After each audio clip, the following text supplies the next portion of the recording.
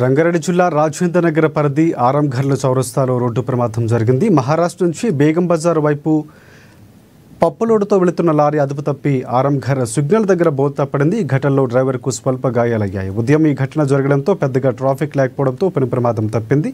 స్థానికులు సమాచారంతో పోలీసులు క్రేన్ సాయంతో లారీని పక్కకు తప్పించారు.